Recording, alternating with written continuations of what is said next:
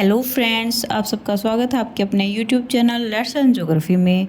Friends, हमने कल अपनी जियोमॉर्फोलॉजी कंप्लीट कर ली और आज पढ़ने जा रहे हैं क्लाइमेटोलॉजी। और इसका फर्स्ट टॉपिक है composition and structure of atmosphere, यानी कि वायुमंडल का संगठन और संरचना। तो चलिए स्टार्ट करते हैं। सबसे पहले हम देखते हैं कि वायुमंडल क्या होता है। पृथ्वी के चारों ओर गैसों का आवरण जो गुरुत्व बल के कारण पृथ्वी से बंधा हुआ है क्या कहलाता है? वायुमंडल। यानी कि गैसों का वह आवरण जो गुरुत्व बल के कारण पृथ्वी से बंधा हुआ है वो कहलाता है वायुमंडल। आगे देखते हैं वायुमंडल की विशेषताएं। फर्स्ट है, वायुमंडल के द्रव्यमान का 99% जो भाग है वो पृथ्वी की ऊंचाई के केवल 32 किलोमीटर तक ही पाया जाता है। नेक्स्ट है, वायु रंगहीन होती है और स्वादहीन होती है और हम वायु को केवल फील कर सकते हैं, हम इसको देख नहीं सकते हैं। ठीक है, आगे देखते हैं। नई खोज के अनुसार 32,000 किलोमीटर की ऊंचाई तक वायुमंडल पाया जाता है। ठीक है, अगला है, ये दोनों पॉइंट आपस में कोरिलेट करते हैं। वायुमंडल की कोई सीमा नहीं है और विरल होकर अंतरिक्ष में मिल जाता है। ठीक है, ये क्या कह रहा है कि नई खोज के अकॉर्डिंग कह रहे हैं वैज्ञानिक कि 32,000 किलोमीटर की ऊंचाई तक वायुमंडल है, लेकिन कहीं पर कोई ये नहीं कि यहाँ पे लाइन खींच रखी और इससे हमें पता चल रहा है यहाँ पे तो वायुमंडल है और इससे आगे स्पेस शुरू हो गया है। यानी कि न तो हमें ये पता चलता है कि कहाँ पे हमारा वायुमंडल खत्म होता है और न ही ये पता चलता है कहाँ से अंतरिक्ष शुरू हो जाता है। ठीक है, आगे है, पृथ्वी के जो बिल्कुल निकट तो होती है वो तो होती है भारी वायु, और जो ऊंचाई पर होती है वो होती है विरल या हल्की वायु। ठीक है, क्यों होती है ऐसी? क्योंकि जो भारी वायु होती है उसमें डस्ट पार्टिकल्स, वाटर वेपर्स, ये सब चीज़ें मिली होती हैं तो वो ज़्यादा नीचे की साइड होती है, और जो हाइड्रोजन हीलियम जैसी हल्की गैसेज होती हैं वो ऊपर होती हैं। और जो ये हाइड्रोजन और हीलियम जैसी गैसेज होती हैं ये बहुत ज़्यादा क्या होती हैं, ये गर्म होती है। तो गर्म चीज़ क्या होती है? ये विरल होती है। ठीक है, अगला पॉइंट है, अगर पृथ्वी के चारों ओर वायुमंडल नहीं होता तो क्या होता? अगर फ्रेंड्स पृथ्वी के चारों ओर अगर वायुमंडल नहीं होता ना, तो जो सूर्य से जो भी किरणें आती हैं वो जब तक सूर्य दिखाई देता, जब तक दिन रहता, तो वो सीधे इस पर धरती पर आती रहती और वापस ये जो सौर विकिरण है वो वापस नहीं लौट पाती। तो क्या होता? दिन के समय बहुत ज़्यादा टेम्परेचर बढ़ जाता और रात के समय बहुत ज़्यादा घट जाता। तो देखो, दिन का टेम्परेचर कितना होता? 100 डिग्री सेल्सियस, और रात का होता -200 डिग्री सेल्सियस। ठीक है, अगर वायुमंडल नहीं होता तो दिन का टेम्परेचर होता 100 डिग्री सेल्सियस और रात का होता 200 डिग्री सेल्सियस। आगे देखते हैं वायुमंडल का संगठन। ये हम 5th 6th क्लास से पढ़ते हुए आ रहे हैं, जो ये जो वायुमंडल का संगठन है ये। फिर भी हम एक बार देख लेते हैं कि इसमें से कैसे क्वेश्चन आते हैं, हमें कैसे लर्न करना है। फ्रेंड्स, जो वायुमंडल होता है उसमें क्या होता है कि बहुत सारी तो गैसेज होती हैं, और क्या होता है, धूलकण होते हैं, जलवाष्प होते हैं, और जो छोटे छोटे बीजाणु होते हैं वो होते हैं। तो इस तरह की जो भी चीज़ें होती हैं ना, ये सारी की सारी मिलकर ही वायुमंडल में जो भी ये सारी चीज़ें मिल जाती हैं, इनसे ही बनता है वायुमंडल का संगठन होता है। ठीक है, तो इसमें फर्स्ट जो गैस है वो है नाइट्रोजन। नाइट्रोजन कितनी है? 78.8%। सेकेंड है ऑक्सीजन। ऑक्सीजन है 20.95, इसको हम कॉमनली पढ़ते हैं 21%। ठीक है, अगला है ऑर्गन। ऑर्गन है 0.93। फिर है CO2। CO2 है 0.036%। नियोन है 0.02%। हीलियम 0.0005%। क्रिप्टॉन है 0.0001%। जेनॉन है 0.00009%। हाइड्रोजन 0.00005% और ओजोन है 0.00001%। ठीक है, और अब देखो कि हमें याद क्या करना है इसमें से, हमारे एग्ज़ाम में क्या आ सकता है। हमारे एग्ज़ाम में इस तरह से क्वेश्चन आएगा कि जैसे देखो, मान लो वो पूछेगा कि जो ऑक्सीजन है उसकी 21% दे देगा, 20.95 दे देगा, 20.996 दे देगा, 20.97 दे देगा। तो हम किस पे टिक करेंगे? ज़्यादातर हम करेंगे 21 पर टिक। तो जो ये डाटा जो दिया है ना, ये डाटा अगर दे रखा है तो एग्जैक्ट इसी को ही हमने टिक करना है, ठीक है। और नाइट्रोजन और जो ऑक्सीजन है ये तो हमने रट रखी है कि नाइट्रोजन इतनी है, ऑक्सीजन इतनी है, CO2 इतनी है। हम ऑर्गन को हम याद नहीं रखते, तो वो ऑर्गन को भी पूछ लेता है, ठीक है।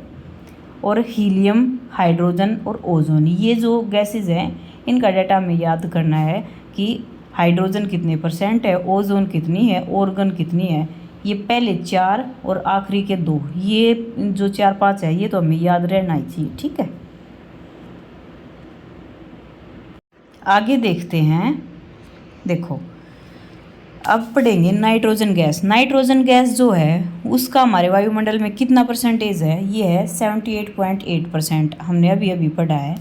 आगे देखते हैं इसकी जो विशेषताएं हैं वो फर्स्ट है, ये ऑक्सीजन के प्रभाव को कम कर देती है और इससे वस्तुएं जल्दी नहीं जलती, ठीक है। नेक्स्ट है ऊतकों को नष्ट होने से बचाती है, कौन सी गैस, नाइट्रोजन गैस। ये इंपॉर्टेंट पॉइंट है फ्रेंड्स, एक भी पॉइंट ऐसा नहीं मिलेगा जो एग्ज़ाम में कभी ना कभी नहीं आया हो, ठीक है। नेक्स्ट है मिट्टी में नाइट्रोजन की उपस्थिति में क्या बनता है, प्रोटीन बनता है। ये जो नाइट्रोजन है ये भी रंगहीन और गंधहीन और स्वादहीन होती है, ठीक है। और वायुमंडल में 128 किलोमीटर की ऊंचाई तक पाई जाती है। तो ये 5 क्वेश्चन बन गए इन 5 लाइन में, ठीक है। एक बार फिर से देख लेते हैं हम, जो नाइट्रोजन है उसकी मात्रा कितनी है वायुमंडल में, 78.8%। और ये क्या करती है, ऑक्सीजन के प्रभाव को कम करती है जिससे वस्तुएं जल्दी नहीं जल पाती। नेक्स्ट है ऊतकों को नष्ट होने से बचाती है। नाइट्रोजन की उपस्थिति में जो मिट्टी है उसमें प्रोटीन का निर्माण होता है और 128 किलोमीटर की ऊंचाई तक पाई जाती है और गंधहीन, रंगहीन और स्वादहीन होती है, ठीक है। नेक्स्ट पॉइंट है ऑक्सीजन। ऑक्सीजन गैस के बारे में हम पढ़ेंगे। ये देखो जो ऑक्सीजन गैस है वो हमारे वायुमंडल में कितनी मात्रा में पाई जाती है, ये गैस पाई जाती है 20.95%। और जो हम सांस लेते हैं तो हम सांस में क्या लेते हैं, हम ऑक्सीजन तो लेते हैं और CO2 हम छोड़ते हैं। और आग जलाने के लिए जो ऑक्सीजन गैस है वो ज़रूरी है, अगर ऑक्सीजन नहीं होगी तो हम आग नहीं जला सकते, ठीक है। फिर आगे है ऊर्जा का मेन स्रोत है ये गैस, औद्योगिक सभ्यता का आधार मानी जाती है और जो फोटोसिंथेसिस की जो प्रोसेस होती है वो इसके बिना नहीं हो सकती है। नेक्स्ट है वन विनाश से इसका ह्रास होता है और चट्टानों का रासायनिक अपक्षय क्रिया में जो O2 का है जो वो इम्पोर्टेंट रोल है। और वायुमंडल में ये 100 से 120 किलोमीटर की ऊंचाई तक पाई जाती है। एक बार इसको ध्यान से सुनना। अब सबसे पहले हमने पढ़ा कि जो ऑक्सीजन गैस है वो 20.95% पाई जाती है हमारी वायुमंडल में। एक क्वेश्चन हो गया। दूसरा है हम सांस लेते वक्त कौन सी गैस लेते हैं, ऑक्सीजन लेते हैं, और जो छोड़ते हैं तो क्या छोड़ते हैं, CO2 छोड़ते हैं। तो उस CO2 को कौन लेता है, उसको लेते हैं पौधे, और पेड़ पौधे क्या छोड़ते हैं, वो छोड़ते हैं ऑक्सीजन, ठीक है।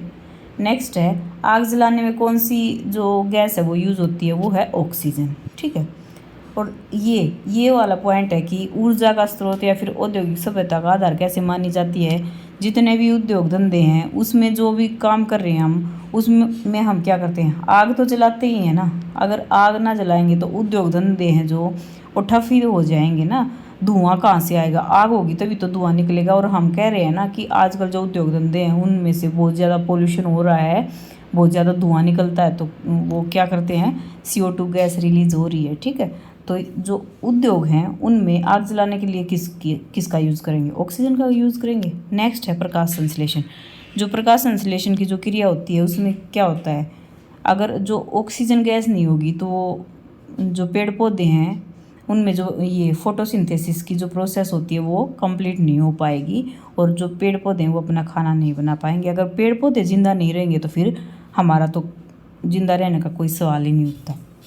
नेक्स्ट है वन विनाश से इसका ह्रास कैसे होता। देखो मान लो या तो किसी आदमी के द्वारा आग लगा दी जाए वनों में, या फिर खुद जो ये प्रकृति के कारण या आपस में जैसे पेड़ पौधे हैं वो रगड़ खा जाएं और वहाँ पे घर्षण के कारण आग लग जाए, तो क्या होगा, वहाँ पे पेड़ पौधे जलेंगे, पेड़ पौधों का ह्रास हो जाएगा, वन विनाश हो जाएगा। और हमें ऑक्सीजन कहाँ से मिल रही है, हमें पेड़ पौधों से ही ऑक्सीजन मिल रही है। तो इसी प्रकार से फिर ऑक्सीजन में भी कमी आ जाएगी, जिससे इस ये वनों का विनाश होने के साथ साथ ऑक्सीजन का ह्रास भी होगा। नेक्स्ट है चट्टानों का रासायनिक अपक्षय कैसे होता है। जब भी चट्टानों का रासायनिक अपक्षय होता है उसमें जब ऑक्सीकरण की प्रक्रिया होती है ना, तो ऑक्सीकरण ऑक्सीजन की उपस्थिति में ही ऑक्सीजन होगा, अगर ऑक्सीजन नहीं है तो ऑक्सीकरण नहीं होगा। ठीक है। नेक्स्ट है कि ये जो ऑक्सीजन गैस है ये 100 से 120 किलोमीटर की ऊंचाई तक वायुमंडल में पाई जाती है। ठीक है। मेरे को लग रहा है कि आपको ये 2 पॉइंट अच्छे से समझ में आ गए होंगे, नाइट्रोजन भी और ऑक्सीजन भी। अब आगे देखते हैं। नेक्स्ट है CO2 या कार्बन डाइऑक्साइड। कार्बन डाइऑक्साइड है जो वो हमारे वायुमंडल में कितनी मात्रा में पाई जाती है, वो पाई जाती है 0.036%। ठीक है। और जो हमारे जितने भी जो ये पेड़ पौधे हैं ये किसके कारण जीवित रहते हैं, CO2 के कारण। क्यों? क्योंकि जो जब ये पेड़ पौधे हमारे सांस लेते हैं वो किससे लेते हैं, वो ये ऑक्सीजन की जगह पे वो CO2 लेते हैं। ठीक है। और वो छोड़ते क्या हैं, वो ऑक्सीजन छोड़ते हैं। ठीक है। नेक्स्ट है जो हरे पेड़ पौधे होते हैं ना वो CO2 से क्या बनाते हैं, स्टार्च और शर्करा का निर्माण करते हैं। और जो ये CO2 जो गैस है ये सूर्य से आने वाली जो सौर विकिरण होती है ना उसको अवशोषित कर लेती है और हमारे वायुमंडल से बाहर नहीं जाने देती। अगर वो बाहर नहीं जाएगी तो क्या करेगी, हमारे वायुमंडल को गर्म करेगी CO2 गैस, जिससे ये किसका काम करती है, ये करती है ग्रीन हाउस का काम करती है CO2 गैस। ठीक है। CO2 के बिना हमारी पृथ्वी को ऊष्मा नहीं मिलेगी। अब अभी हमने ऊपर पढ़ा है कि वो सौर विकिरण जो आती है उसको अवशोषण करती है जो CO2 गैस है और फिर वापस नहीं जाने देती, तो इससे क्या होता है, हमारा वायुमंडल गर्म होता है। नेक्स्ट है कि औद्योगिक क्रांति से खनिजों को जलाने से वायुमंडल में CO2 की मात्रा 10% तक बढ़ी है, जिससे पृथ्वी का टेम्परेचर बढ़ रहा है। इसका क्या मतलब है कि जैसे देखो ज़्यादा से ज़्यादा उद्योग धंधे स्थापित किए जा रहे हैं। अगर अधिक उद्योग धंधे स्थापित करेंगे तो वहाँ पे बहुत ज़्यादा जो ये मटेरियल बनाने के लिए हम क्या करेंगे, ईंधन को जलाएंगे। ईंधन अधिक जलेगा तो क्या होगा, CO2 गैस जो है वो अधिक रिलीज होगी। तो ये क्या कह रहा है, 10% तक जो CO2 गैस है ना वो हमारे वायुमंडल में बढ़ गई है। अगर CO2 गैस बढ़ेगी तो टेम्परेचर तो बढ़ेगा ही। ठीक है। नेक्स्ट पॉइंट है जो CO2 गैस है वो चूना चट्टानों पर काष्ठ शिलाकृति का निर्माण करती है। ठीक है। CO2 जो गैस है, कार्बन डाइऑक्साइड गैस है, वो काष्ठ शिलाकृतियाँ हैं उनका निर्माण करती है चूना चट्टानों पर। ठीक है। नेक्स्ट है ये पृथ्वी की सतह से 90 किलोमीटर तक पाई जाती है और ये एक भारी गैस है। ठीक है। एक बार फिर से देखते हैं। जो कार्बन डाइऑक्साइड गैस है उसकी मात्रा हमारे वायुमंडल में 0.036%। और जो पौधे हैं वो जीवित रहने के लिए CO2 पर निर्भर होते हैं और CO2 की ही उपस्थिति में जो ये पौधे हैं ये स्टार्च और शर्करा का निर्माण करते हैं। और वायुमंडल से जो भी सौर विकिरण आती है ना उनको CO2 गैस अवशोषित कर लेती है, जिससे वो वायुमंडल से बाहर उनको जाने नहीं देती और हमारे वायुमंडल को गर्म कर देती है। ठीक है। औद्योगिक क्रांति से जो भी ये खनिज जलते हैं उनसे अधिक CO2 की मात्रा रिलीज हो रही है, जिससे हमारे जो वायुमंडल में है वो 10% तक CO2 की गैस बढ़ गई है और टेम्परेचर भी बढ़ गया है। ठीक है। 90 किलोमीटर की ऊंचाई तक ये गैस पाई जाती है और ये एक भारी गैस है। आगे देखते हैं। ओजोन जो गैस है वो क्या है, देखो समताप मंडल में तो ये गैस पाई जाती है। जो ओजोन गैस है ना वो समताप मंडल में पाई जाती है। और जो पैराबैंगनी किरणें होती हैं, अल्ट्रावायलेट रेज जो होती हैं, जिनके कारण हमें कैंसर, त्वचा और मोतियाबिंद हो सकता है। त्वचा रोग और मोतियाबिंद ये 3 जो रोग है ना ये हमें होते हैं पैराबैंगनी किरणों के संपर्क में आने से। ठीक है। अगर ओजोन लेयर नहीं होगी ना तो क्या होगा, जो ये ओजोन गैस नहीं होगी तो क्या होगा, ये वाले रोग हैं ये हमारी अर्थ पे बहुत ज़्यादा बढ़ जाएंगे। ठीक है ना। तो ओजोन गैस है उसके कारण ही जो पैराबैंगनी किरणें हैं ये हमारी अर्थ तक नहीं आ पाती और जिसके कारण हम इन सब रोग से बचे हुए हैं। ठीक है। ये स्थल मंडल पर एक उपयुक्त सीमा में ही सूर्यताप को पहुंचने देती है जो ओजोन गैस है वो। और 10 से 50 किलोमीटर की ऊंचाई तक ये वायुमंडल में पाई जाती है और स्थल मंडल पर गर्मी बढ़ने से ये रोकती है। ठीक है। हमने क्या क्या पढ़ा ओजोन गैस के बारे में कि जो ओजोन गैस है वो समताप मंडल में पाई जाती है। पैराबैंगनी किरणों को हमारी जो अर्थ पर है आने से ये रोकती हैं। और पैराबैंगनी किरणों के कारण क्या होता है, कैंसर रोग होता है, त्वचा रोग होता है और मोतियाबिंद होता है। ठीक है। 10 से 50 किलोमीटर की ऊंचाई तक जो ओजोन गैस है वो पाई जाती है और ये स्थल मंडल पर गर्मी बढ़ने से रोकती है। ठीक है। आगे देखते हैं। हाइड्रोजन और हीलियम है ना, ये 2 गैसें होती हैं जो ये बहुत ही हल्की गैसें होती हैं और ये बहुत ही अधिक ऊंचाई पर पाई जाती हैं। और जो इन दोनों में भी सबसे अधिक हल्की गैस होती है वो होती है हाइड्रोजन। ठीक है, नेक्स्ट है जलवाष्प। जलवाष्प में क्या है कि जो जलवाष्प है ना, उनकी मात्रा हमारे वायुमंडल में 0 से 4% तक पाई जाती है। और ये हमारे वायुमंडल में पहुंचते कैसे हैं जलवाष्प? ये वाष्पीकरण के द्वारा पहुंचते हैं। ठीक है, भूमध्य क्षेत्र जो होते हैं वहाँ पे तो जलवाष्प अधिक होते हैं और जो ध्रुव होते हैं वहाँ पे कम होते हैं। क्यों? क्योंकि जो भूमध्य क्षेत्र होते हैं ना, वो उष्ण आर्द्र क्षेत्र होते हैं। वहाँ पे क्या होता है, ज़्यादा वाष्पीकरण हो पाता है, जिस वजह से ज़्यादा जलवाष्प होते हैं और ध्रुवों पर बर्फ जमी होती है और वहाँ पे ठंडा मौसम होता है, इसलिए वहाँ पे ज़्यादा वाष्पीकरण नहीं हो पाता और जलवाष्प की मात्रा भी कम होती है। जलवाष्प का जो 50% होता है वो केवल 2 किलोमीटर की ऊंचाई तक ही होता है और जो 90% भाग होता है जलवाष्प का वो 8 किलोमीटर की ऊंचाई तक ही होता है। आगे है वर्षा के बाद जो इंद्रधनुष बनता है और जो प्रभामंडल बनता है ना, जब सूर्य चंद्रमा के चारों ओर एक लाइन सी बनी होती है उसको प्रभामंडल बोलते हैं। तो प्रभामंडल और इंद्रधनुष दोनों के बनने के लिए जलवाष्प की उपस्थिति बहुत ही जरूरी है। अगर जलवाष्प नहीं होंगे तो न तो इंद्रधनुष बनेगा और न ही प्रभामंडल बनेगा। ठीक है, नेक्स्ट है जलवाष्प की पारदर्शिता के कारण ही सूर्य की किरणें पृथ्वी तक आती हैं और वापस जा पाती हैं। ठीक है, नेक्स्ट है जलवाष्प गुप्त ऊष्मा भी छोड़ते हैं और ऊंचाई पर जाने पर इनकी उपलब्धता कम हो जाती है। क्यों कम हो जाती है? क्योंकि हमने अभी पढ़ा था कि 90% जलवाष्प केवल 8 किलोमीटर की ऊंचाई तक ही पाए जाते हैं। ठीक है, एक बार फिर से देख लेते हैं कि जो जलवाष्प है वो वायुमंडल में 0 से 4% तक पाए जाते हैं और ये हमारे वायुमंडल में पहुंचते हैं वाष्पीकरण के कारण। भूमध्य रेखा पर इनकी मात्रा कम होती है, ध्रुवों पर अधिक होती है। 50% जलवाष्प तो होते हैं वो 2 किलोमीटर की ऊंचाई तक और 90% 8 किलोमीटर की ऊंचाई तक पाए जाते हैं। वर्षा के बाद जब इंद्रधनुष आए और जब ये प्रभामंडल की स्थिति बनती है तो ये दोनों की दोनों स्थितियाँ कब बनती हैं? जब हमारे वायुमंडल में जलवाष्प उपस्थित होंगे। अगर जलवाष्प नहीं है तो न तो इंद्रधनुष बनेगा न ही प्रभामंडल बनेगा। और जो जलवाष्प की पारदर्शिता होती है उसके कारण ही जो सूर्य किरणें होती हैं वो हमारी पृथ्वी तक आ पाती हैं और वापस लौट पाती हैं। ये जलवाष्प होते हैं ये गुप्त ऊष्मा भी छोड़ते हैं और इनकी उपलब्धता अधिक ऊंचाई पर जाने पर कम हो जाती है। ठीक है, आगे देखते हैं ठोस कण। ठोस कण में क्या होगा? ठोस कण में आते हैं जैसे जो छोटे छोटे धूल के कण होते हैं ना, हम उनको पढ़ते हैं ठोस कण में। राख, धुआं वगैरह, ये सब लवण वगैरह ये होते हैं ठोस कण। फर्स्ट है सूक्ष्म कण होते हैं। ये ठोस कण जो होते हैं ये सूक्ष्म कण होते हैं, इनमें मुख्यतः धूल कण होते हैं। ठीक है, ये सौर विकिरण का कुछ अंश अवशोषित कर लेते हैं और ये सौर विकिरण का प्रकीर्णन भी करते हैं। क्या क्या करते हैं? फिर से देखो, जो ठोस कण होते हैं वो क्या होते हैं? ठोस कण धूल के मुख्य कण होते हैं और ये सौर विकिरण का कुछ अंश अवशोषित कर लेते हैं और सौर विकिरण का ये प्रकीर्णन भी करते हैं। ठीक है, नेक्स्ट है सूर्योदय और सूर्यास्त के समय नारंगी रंग की जो छटा होती है, जो नारंगी सा रंग दिखाई देता है, उसको क्या कहते हैं? उसको कहते हैं दिव्या विसरित प्रकाश। ठीक है, सूर्यास्त और सूर्योदय के समय जो नारंगी रंग की छटा होती है उसको कहते हैं दिव्य विसरित प्रकाश। और ये किसके कारण होता है? ये धूल कणों के कारण ही होता है। ठीक है, नेक्स्ट है राख।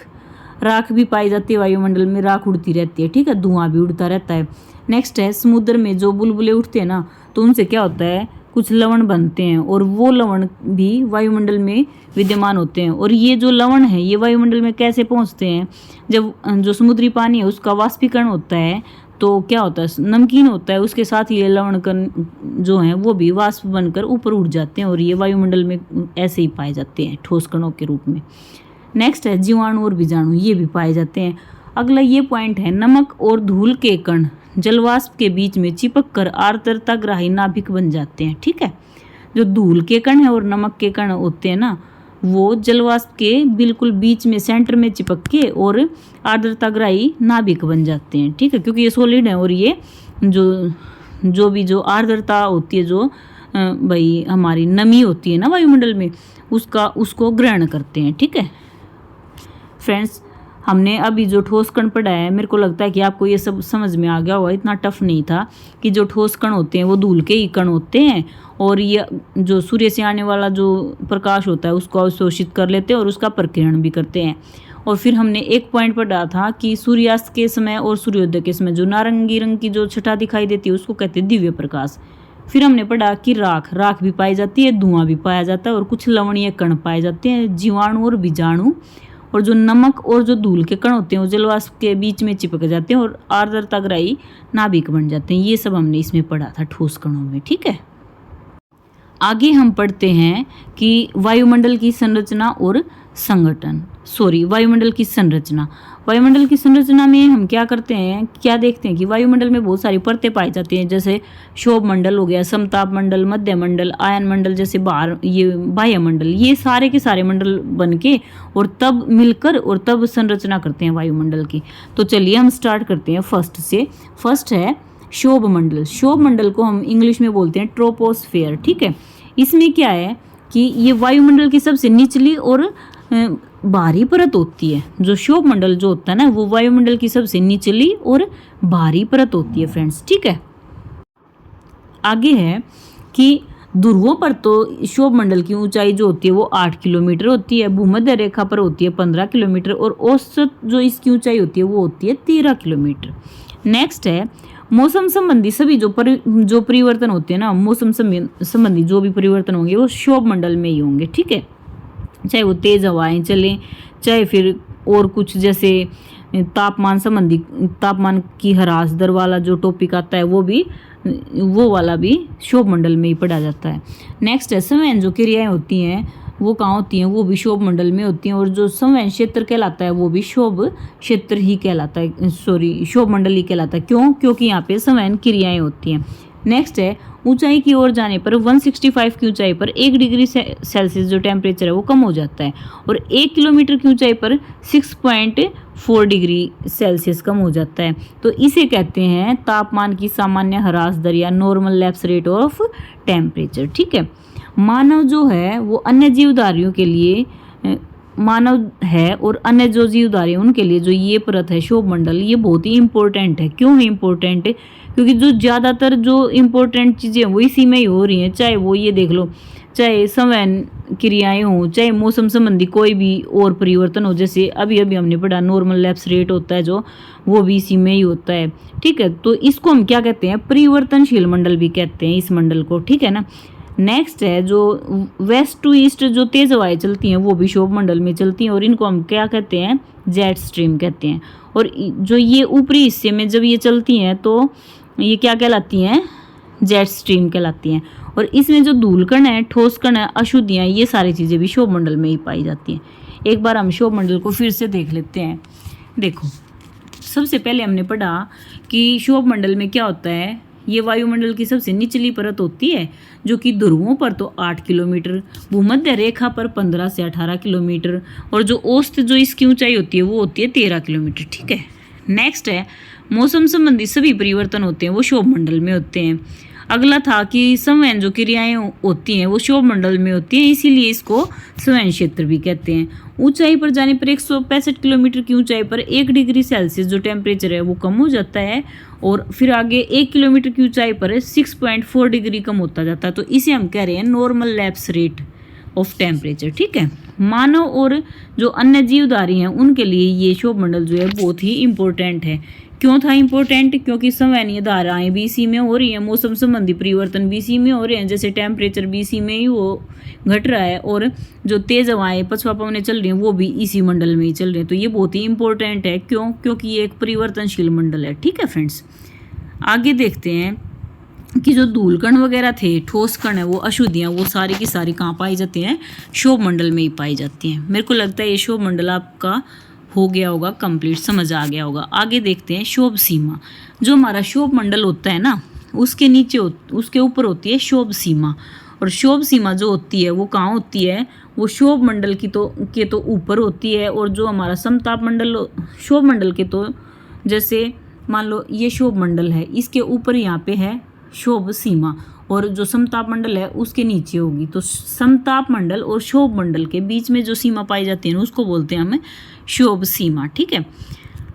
मौसम संबंधी जितनी भी घटनाएं होती हैं, जैसे तापमान का घटना हो गया, संवहनीय क्रियाएं होगी, ये सारी की सारी क्षोभ जो सीमा है ना उसमें आके और बंद हो जाती हैं, इसलिए इसको कहते हैं मौसम परिवर्तनों की छत। और 1.5 से 2 किलोमीटर तक इसकी मोटाई पाई जाती है। एक बार फिर से देखिए, जो क्षोभ सीमा है वो समताप मंडल और क्षोभ मंडल के बीच में पाई जाती है। इसकी मोटाई होती है 1.5 से 2 किलोमीटर तक, और जो मौसम संबंधी जितनी भी घटनाएं होती है वो सारी की सारी क्षोभ सीमा में बंद हो जाती हैं, इसलिए इसको कहते हैं मौसम परिवर्तन की छत। ठीक है, ये था क्षोभ सीमा। नेक्स्ट है समताप मंडल। समताप मंडल में क्या है कि क्षोभ मंडल के ऊपर की परत होती है ये, ठीक है, 18 से 50 किलोमीटर की ऊंचाई तक पाई जाती है, और लगभग 20 किलोमीटर की ऊंचाई पर तापमान में ज़्यादा परिवर्तन नहीं होता। यानी कि 18 से ऊपर जब हम 20 तक चले जाएंगे ना, उसके बाद तापमान में ज़्यादा परिवर्तन नहीं होता, इसीलिए इसको बोलते हैं समताप मंडल, यानी कि वह मंडल जहाँ पर तापमान समान रहता है लगभग। ठीक है, नेक्स्ट है 10 किलोमीटर से लेके और 35 किलोमीटर तक ओजोन गैस पाई जाती है। कहाँ पे पाई जाती है? समताप मंडल में ओजोन गैस 10 से 35 किलोमीटर तक पाई जाती है। मान लो अगर क्वेश्चन आ जाए कि ओजोन गैस किस मंडल में पाई जाती है, तो स्ट्रेटोस्फेयर में पाई जाती है। कितनी ऊंचाई तक पाई जाती है? 10 से 35 किलोमीटर की ऊंचाई तक पाई जाती है। अच्छा, ओजोन गैस को मापने की जो इकाई है वो क्या है? वो है डाब्सन। ठीक है, देखो समताप मंडल में हमारे कितने इंपॉर्टेंट क्वेश्चन कवर हो गए कि कहाँ पे है? क्षोभ मंडल के ऊपर है, और कितनी ऊंचाई तक है? 18 से 50 किलोमीटर तक है। अच्छा, इसको समताप मंडल को हम समताप मंडली क्यों कहते हैं? क्योंकि 20 किलोमीटर की ऊंचाई पर जाने के बाद तापमान लगभग समान रहता है। अच्छा, आगे है 10 से 35 किलोमीटर तक कौन सी गैस पाई जाती है? ओजोन गैस पाई जाती है। कहाँ पाई जाती है ओजोन गैस? समताप मंडल में पाई जाती है। ओजोन गैस, जो ओजोन है उसको मापने की इकाई क्या है? वो है डाब्सन। ठीक है, देखो आपके कितने क्वेश्चन क्लियर हो गए हैं। आगे देखते हैं, जो ओजोन परत है उसमें छेद हो रहा है, यानी कि क्या हो रहा है? कहाँ पे हो रहा है? ये अंटार्कटिक महाद्वीप में हो रहा है। ठीक है, तो छेद होने का क्या मतलब है कि छेद होने का मतलब ये है कि जहाँ पे अंटार्कटिक महाद्वीप है ना, वहाँ पे ओजोन जो परत है उसकी मोटाई कम हो गई। इसका मतलब है कि वहाँ पे छेद हो रहा है। ठीक है, ध्रुवों पर इसकी जो ऊंचाई है ओजोन परत की वो अधिक है और भूमध्य रेखा पर 0 है। ठीक है ना। आगे है, जो वायुयान उड़ाने के लिए जो भूमंडल सबसे महत्वपूर्ण है वो कौन सा है? वो है समताप मंडल। क्यों है? क्योंकि यहाँ पे टेम्परेचर लगभग समान रहता है और न ही मौसम संबंधी कोई भी घटनाएं होती हैं। इसीलिए मौसम संबंधी घटनाएं न होने के कारण ये वायुयान उड़ाने के लिए ये जो मार्ग होता है यहाँ पे बहुत ही अच्छा पाया जाता है, क्योंकि न तो यहाँ पे तेज हवाएं चल रही हैं, न ही तेज टेम्परेचर है, अधिक टेम्परेचर है, और न ही बर्फ पड़ रही है। कुछ भी मौसम संबंधी घटनाएं नहीं हो रही हैं इसीलिए। आगे देखते हैं, मध्य मंडल और समताप मंडल के बीच में पाई जाने वाली सीमा का नाम बताओ। मध्य मंडल और समताप मंडल के बीच में पाई जाने वाली जो सीमा है उसका क्या नाम है? वो है समताप सीमा या स्ट्रेटोपोज। ठीक है, जिस तरह से क्षोभ मंडल के ऊपर क्षोभ सीमा पाई जाती थी, वैसे ही जो समताप मंडल है उसके ऊपर है समताप सीमा। ठीक है, यानी कि स्ट्रेटोपोज। इसमें क्या क्या पाया जाता है? इसके इंपॉर्टेंट पॉइंट्स देखिए। इस सीमा में ओजोन की मात्रा अधिक पाई जाती है। ठीक है, और इसमें कभी कभी मोतियों जैसे दुर्लभ जो बादल हैं वो भी देखने को मिलते हैं, लेकिन इनका संबंध वर्षा से नहीं है। इनका संबंध वर्षा से नहीं है, और इन बादलों को क्या कहते हैं? Mother of pearl cloud. ठीक है, समताप सीमा के ऊपर बादल नहीं पाए जाते हैं, यानी कि जो ये सीमा है ना, इससे ऊपर बादल नहीं पाए जाते हैं। समताप सीमा को मुक्त मेघों की जननी कहते हैं। देखो ये 3-4 पॉइंट है, चारों के चारों इंपॉर्टेंट पॉइंट है। इनको एक बार फिर से देख लीजिए कि जो समताप सीमा है वो कहाँ पाई जाती है? वो पाई जाती है मध्य मंडल और समताप मंडल के बीच में। फर्स्ट पॉइंट हो गया हमारा। सेकंड है, ओजोन गैस सबसे अधिक मात्रा में कहाँ पाई जाती है? वो पाई जाती है समताप सीमा पर। ठीक है, नेक्स्ट है, वह पेटी बताओ जहाँ पर जिसके बाद बादल नहीं पाए जाते। कौन सी है? वो है समताप सीमा। अच्छा, यहाँ पे बादल तो नहीं दिखाई, यहाँ पे वर्षा नहीं होती इन बादलों के कारण, तो इन बादलों को हम क्या कहते हैं? मदर ऑफ पर्ल क्लाउड कहते हैं। समताप सीमा को और क्या कहते हैं? मुक्त मेघों की जननी। ये समताप सीमा का दूसरा नाम है। ठीक है ना। आगे देखते हैं, मेसोस्फीयर या फिर मध्य मंडल। मेसोस्फीयर में क्या होता है कि इसकी ऊंचाई है 80 किलोमीटर तक, और अंतरिक्ष से आने वाले जो भी उल्कापिंड होते हैं ना, वो गर्म होकर जैसे आपस में वो रगड़ खाते हैं, गर्म हो जाते हैं और यहाँ पर आके जल जाते हैं। सोचो अगर मान लो यहाँ पे आके और वो जो भारी भारी जो चट्टानों के पिंड हैं, जो उल्का पिंड, वो आपस में न टकराएं और रगड़ न खाएं, न गर्म हो, न टूटे, तो और वो ऐसे कैसे भारी भारी पत्थर हमारी अर्थ पर आ जाए तो कितना सर्वनाश हो जाएगा। ठीक है, आगे है, जो मध्य मंडल है वो उसमें टेम्परेचर है ये है -100 डिग्री सेल्सियस तक। यहाँ तक पहुँच जाता है इसका टेम्परेचर, ठीक है। इसीलिए इसको क्या कहते हैं, कोल्डेस्ट लेयर ऑफ एटमॉस्फेयर। गर्मी में निशादीप्त मेघ दिखाई देते हैं जो उल्का विखंडन से जो धूलकण उड़ते हैं ना, उनकी नाभि के चारों ओर बर्फ चिपकने से बनते हैं, ठीक है। मध्य मंडल के ऊपर मध्य सीमा यानी कि मेसोपोज पाई जाती है। एक बार फिर से देखते हैं इसको। देखो, हमने सबसे पहले पढ़ा कि इसकी ऊंचाई कितनी है वायुमंडल में, मध्य मंडल की, ये है 80 किलोमीटर तक, ठीक है। और यहाँ पे क्या होता है, अंतरिक्ष से उल्कापिंड आते हैं और इस लेयर में आके आपस में टकराते हैं। टकराने के बाद वो रगड़ खाने के बाद वो आपस में टूट जाते हैं टकरा कर, और हमारी अर्थ तक जब आते हैं ना तो वो छोटे छोटे ही रूप में आ पाते हैं। ऐसे के ऐसे भारी कंकर पत्थर, जैसे भारी भारी चट्टानें नहीं आ पाती। अगर भारी भारी चट्टानें आ जाए ना तो इतनी भारी चट्टानें होती हैं कि वो बहुत बड़े एरिया में विनाश कर देंगी, ठीक है। अच्छा, यहाँ का जो टेम्परेचर वो कहाँ तक पहुँच जाता है, वो पहुँच जाता है -100 डिग्री सेल्सियस तक। इसीलिए इसको क्या कहते हैं कि ये जो लेयर है ये एटमॉस्फेयर की सबसे ठंडी लेयर है, ठीक है। नेक्स्ट है, गर्मी में जो निशादीप्त जो मेघ दिखाई देते हैं वो कहाँ दिखाई देते हैं, वो भी मध्य मंडल में या मेसोस्फीयर में दिखाई देते हैं। और ये क्या है, जो उल्कापिंडों से जो विखंडन होता है, जैसे ये धूल के कण हो गए, और फिर क्या होगा कि इनकी नाभि के चारों ओर बर्फ़ चिपक जाएगी। जैसे इन कणों के चारों ओर बर्फ़ चिपक जाएगी, तो ये क्या लग रहा है, ये ऐसा ही तो लग रहा है ना। जैसे रात में देखेंगे इसको, ये वाइट कलर का हो जाएगा ना बर्फ़ सी, तो ये ऐसा दिखेगा जैसे तो बादल घूम रहे हैं, ठीक है। अगला है, मध्य मंडल के ऊपर क्या पाया जाता है, मध्य सीमा। जैसे क्षोभ मंडल के ऊपर क्षोभ सीमा, समताप मंडल के ऊपर समताप सीमा, ऐसे ही मध्य मंडल के ऊपर मध्य सीमा पाई जाती है फ्रेंड्स, ठीक है। आगे देखते हैं। नेक्स्ट है आयन मंडल, ताप मंडल। इसको हम थर्मोस्फेयर भी बोल सकते हैं, ठीक है। इसकी ऊंचाई है 640 किलोमीटर। जो हमारे वायुमंडल में है 640 किलोमीटर तक पाया जाता है। वो कौन सी परत है, वो है आयन मंडल या फिर ताप मंडल। अगला है, यहाँ पर जो टेम्परेचर है वो कितना होता है, वो 1480 डिग्री सेल्सियस तक होता है। इसलिए इसको क्या कहते हैं कि ये वायुमंडल की सबसे गर्म परत है। इससे पहले वाली थी उसको हम सबसे ठंडी परत मान रहे थे, ठीक है। और क्योंकि वहाँ पे -100 डिग्री तक टेम्परेचर था और यहाँ पे 1480 तक है, तो इसको मान रहे हैं सबसे गर्म परत है ये, ठीक है ना। सूर्य से आने वाले जो विकिरण हैं वो उनकी अधिकता इसी परत में पाई जाती है, और जो टेम्परेचर है इस लेयर में वो भी सबसे अधिक हो जाता है। क्यों? क्योंकि जो सूर्य से जो विकिरण आती है वो सबसे ज़्यादा यहीं पे आती है, इसीलिए यहाँ का टेम्परेचर अधिक होता है। इसमें विद्युत तरंगें भी पाई जाती हैं जो इम्पोर्टेंट है, क्योंकि पृथ्वी पर जो रेडियो और टीवी का जो प्रसारण होता है ना, वो विद्युत तरंगों के बिना नहीं हो सकता है, ठीक है। जो विद्युत तरंगें ये 4 प्रकार की होती हैं। वो जो होती हैं उनको बोलते हैं निम्न आवृत्ति वाली तरंगों को वापस भेजती हैं। डी जो लंबी है निम्न आवृत्ति वाली तरंगों को वापस भेजती हैं। ई मध्यवर्ती को, और एफ लघु को, ठीक है। एक बार यहाँ तक फिर से देख लेते हैं कि जो हमारा आयन मंडल है, ताप मंडल है, उसकी ऊंचाई वायुमंडल में है 640 किलोमीटर तक। उसके बाद है यहाँ का टेम्परेचर है 1480 डिग्री सेल्सियस तक पहुँच जाता है, और ये वायुमंडल की सबसे गर्म परत है। और सौर विकिरण की अधिकता यहीं पर इसी परत में ही ज़्यादा पाई जाती है। इसीलिए इस लेयर का जो टेम्परेचर है वो सबसे अधिक हो जाता है, और इसी में ही विद्युत तरंगें हैं वो भी पाई जाती हैं, जो कि हमारे लिए क्यों इम्पोर्टेंट है, क्योंकि जो ये विद्युत तरंगें हैं उसी के द्वारा रेडियो और टीवी का प्रसारण होता है। और ये 4 तरह की विद्युत तरंगें हैं, ओ, डी, ई, एफ, ठीक है। आगे देखते हैं। जो विद्युत तरंगें हैं, विद्युत तरंगों में विद्युत आवेशित कण होते हैं जिसके कारण प्रसारण संभव हो पाता है। जो विद्युत आवेशित जो कण होते हैं ना, वही जो रेडियो और जो ये टेलीविज़न है ना, उनके अंदर जो भी प्रसारण होता है वो हो पाता है।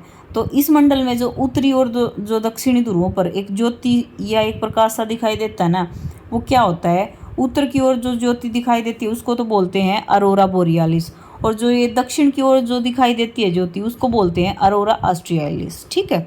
ये दोनों के दोनों इम्पोर्टेंट है, इनको याद कर लेना कि उत्तरी ध्रुव की ओर जो ज्योति दिखाई देती है उसको बोलते हैं उत्तरी प्रकाश ज्योति या अरोरा बोरियालिस, और दक्षिण की ओर अरोरा ऑस्ट्रियालिस, ठीक है। नेक्स्ट देखते हैं वायुमंडल। वायुमंडल में क्या है, देखो इसकी ऊंचाई है 10,000 किलोमीटर तक है, ठीक है। और इसमें टेम्परेचर होता है 300 डिग्री सेल्सियस से 1650 डिग्री सेल्सियस तक। और यहाँ पे कौन सी गैसें पाई जाती हैं, हाइड्रोजन और हीलियम गैसें। क्यों, हमने पढ़ा था सबसे पहले कि जो हाइड्रोजन और हीलियम गैसें होती हैं वो बहुत ही हल्की होती हैं और बहुत ज़्यादा ऊंचाई तक पाई जाती है। तो देखो यहाँ पे कितनी ज़्यादा ऊंचाई पर पाई जाती हैं। और इनमें जो ये गैसें हैं ना, इनमें नाभिकीय संलयन की प्रक्रिया होती है, जिससे क्या होता है, जो हमारी सूर्य है जो उसके लिए बहुत ही इम्पोर्टेंट है जो ये नाभिकीय संलयन की प्रक्रिया है ये। और वैज्ञानिक क्या मानते हैं कि 2000 से ऊपर की ऊंचाई पर वायुमंडल नहीं है, और इससे ऊपर वो क्या मान रहे हैं, वो मान रहे हैं चुंबकीय मंडल। ठीक है, एक बार हम फिर से देखते हैं वायुमंडल को, कि हमारा जो वायुमंडल है ना, उसको मानते हैं कि वायुमंडल में 10,000 किलोमीटर की ऊंचाई तक पाया जाता है, और इसमें जो टेम्परेचर है वो 300 से लेके और 1650 डिग्री सेल्सियस तक है। और इसमें जो गैसें पाई जाती हैं वो हाइड्रोजन और हीलियम, जो कि हल्की गैसें हैं, और नाभिकीय संलयन की प्रक्रिया होती है इन गैसों में, जो कि हमारा सन है उसके लिए बहुत ही इम्पोर्टेंट सोर्स है। नेक्स्ट है एनर्जी का। नेक्स्ट है जो वैज्ञानिक हैं वो 2000 किलोमीटर से ऊपर की ऊंचाई है जो वहाँ पर वायुमंडल नहीं मानते हैं, और इससे ऊपर वो मानते हैं कि ये एक मैग्नेटिक एरिया है, चुंबकीय मंडल है ये। ठीक है ना, मेरे को लगता है कि आपको ये समझ में आ गया होगा। इतना टफ नहीं है कि इसमें कुछ समझाने वाली चीज़ नहीं, ये सिर्फ याद करने की चीज़ें हैं, और इसीलिए मैंने ये जल्दी जल्दी बोला है ताकि आपको समझ आ जाए, और जो भी पॉइंट है आप लिखते चलो साथ साथ। ठीक है, नेक्स्ट है फ्रेंड्स, जीवन के लिए जो अनिवार्य तत्व हैं वो वायुमंडल की आवश्यकता और महत्व क्यों है हमें। इसके लिए हमने क्या पढ़ा कि जीवन के लिए जो अनिवार्य तत्व है ना वो वायुमंडल में ही पाए जाते हैं, इसीलिए ही हमें वायुमंडल की आवश्यकता है, इसीलिए ही वायुमंडल का हमारे लिए महत्व है। तो हम देखते हैं इसमें क्या है। देखो, सबसे पहला तो है जीवन के लिए अनिवार्य तत्व क्या है। सबसे पहला, हम कैसे जी रहे हैं, हम सांस लेके जी रहे हैं, तो हम कौन सी गैस अंदर इनटेक कर रहे हैं, हम ऑक्सीजन गैस इनटेक कर रहे हैं। ठीक है, तो इसीलिए हमारे जीवन का अनिवार्य तत्व हो गया। नेक्स्ट है ताप संतुलन में सहायक। जो वायुमंडल है वो तापमान का बैलेंस बना के रखता है। अगर वायुमंडल नहीं होगा तो दिन के समय तो हमारा 100 डिग्री टेम्परेचर होगा, रात को -200 डिग्री टेम्परेचर होगा, जिसमें जीवन संभव नहीं है। नेक्स्ट है मौसम और जलवायु। हमने पढ़ा था ना कि जो हमारा क्षोभ मंडल है उसमें मौसम संबंधी क्रियाएं होती हैं, संवहनीय क्रियाएं होती हैं, ये सारी की सारी वायुमंडल का ही तो हिस्सा थी ना, वायुमंडल में ही तो हो रही थी ना, इसीलिए ये हमारे वायुमंडल जो है हमारे लिए इम्पोर्टेंट है। नेक्स्ट है हानिकारक विकिरण से बचाव।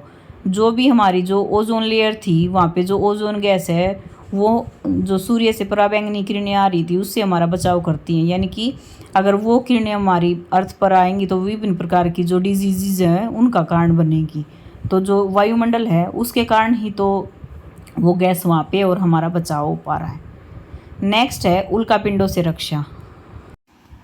हमने पढ़ा था फ्रेंड्स कि जो उल्कापिंड है वो हमारे वायुमंडल में आते हैं, रगड़ खाते हैं और वो टूट जाते हैं, जिससे हमारी अर्थ तक वो भारी भारी पत्थर नहीं आ पाते, तो उनसे हमें नुकसान नहीं पहुंच पाता। तो ये क्या कह रहा है कि वायुमंडल है वही तो हमारी रक्षा कर रहा है ना, कि वो वायुमंडल में रुक जाते हैं, वहीं पे जल जाते हैं, छोटे हो जाते हैं। हाँ, तो ये भी पॉइंट हमें जो उल्कापिंड से रक्षा करता है इसके लिए भी क्या है कि हमारा वायुमंडल हमारे लिए इम्पोर्टेंट है। नेक्स्ट है रेडियो तरंगों के प्रसारण में सहायक। फ्रेंड्स देखिए, जो हमारा टीवी और जो रेडियो हैं उनके लिए जो विद्युत आवेशित जो भी कण होते हैं वो कहाँ होते हैं, वो वायुमंडल में ही होते हैं, जिसके कारण उन जो भी हम टेलीकास्ट करते हैं उसका प्रसारण हो पाता है। तो वायुमंडल ना हो तो ये भी तो नहीं हो पाएगा। अगला है वायु मार्ग के लिए आवश्यक। अब देखो, हम सब जो हमारा समताप मंडल है वहाँ पे क्या है, वहाँ पे जाके और जो मौसम संबंधी क्रियाएं वो नहीं होती हैं क्षोभ सीमा के बाद, अगर वो नहीं होंगी तो वहाँ पे वायुयान उड़ाने में जो हमारे पायलट हैं उनको दिक्कत नहीं होगी, और जो भी हम वायुयान चलाते हैं ना वो हम समताप मंडल में चलाते हैं।